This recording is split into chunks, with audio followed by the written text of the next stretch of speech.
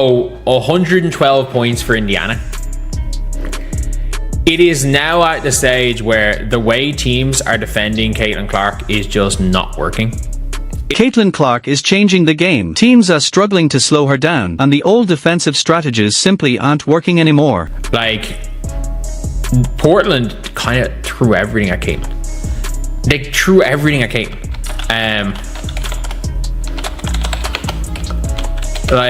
And she still had a 26-point triple-double.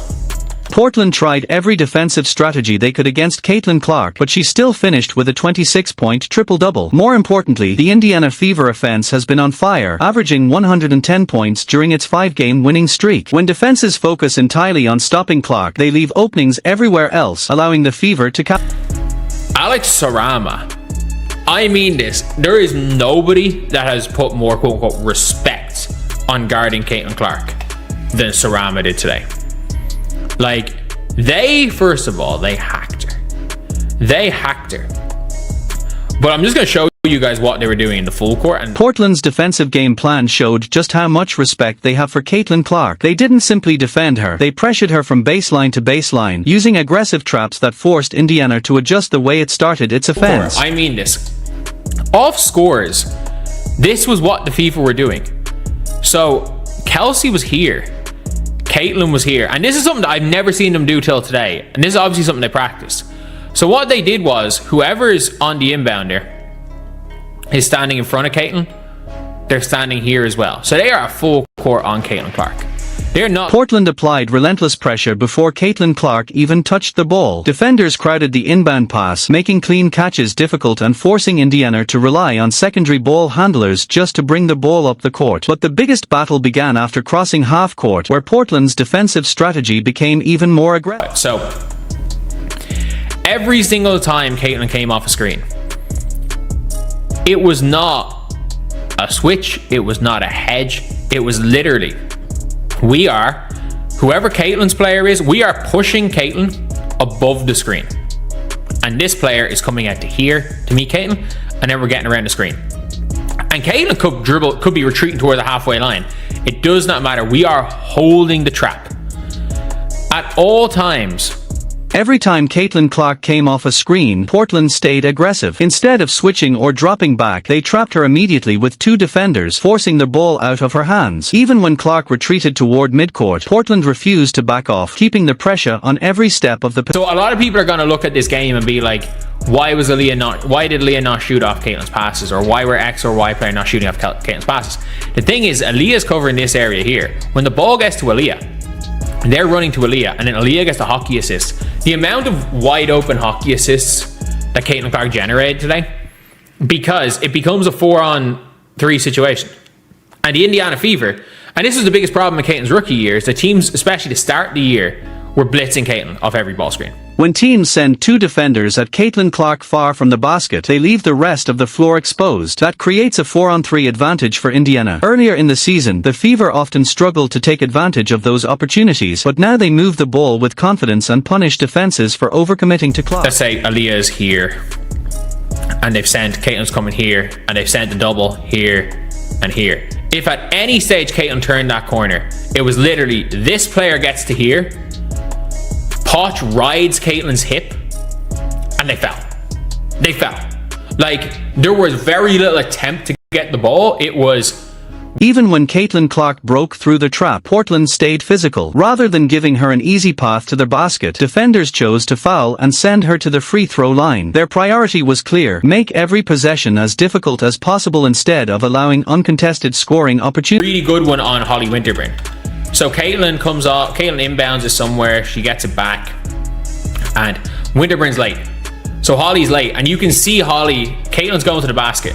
It looks like Caitlin's going to the basket. You can see Holly stepping across to just try get a blocking foul on Caitlin. So Caitlin goes and just, as she sees Holly coming in, one leg 3-point shot, not really a shot. Boom, I'm going to jump into her and I'm going to get the foul.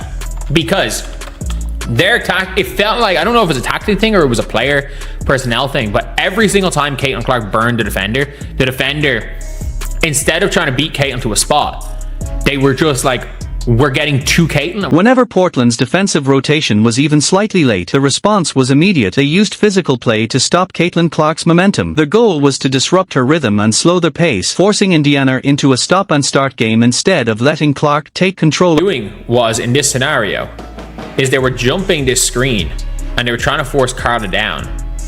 And if Carla ever came up off the screen, Caitlin just held the blitz. Caitlin and Lexi would hold the blitz. And then they would dare the other team to beat them 4-on-3. And they did early.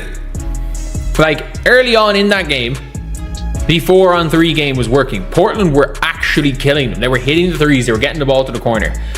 And, like, then they started going when Caitlin was on Carly Samuelson in this scenario, is they just had Carly setting the screen and just popping to the top of the key, and they would just hit Carly Samuelson for 3.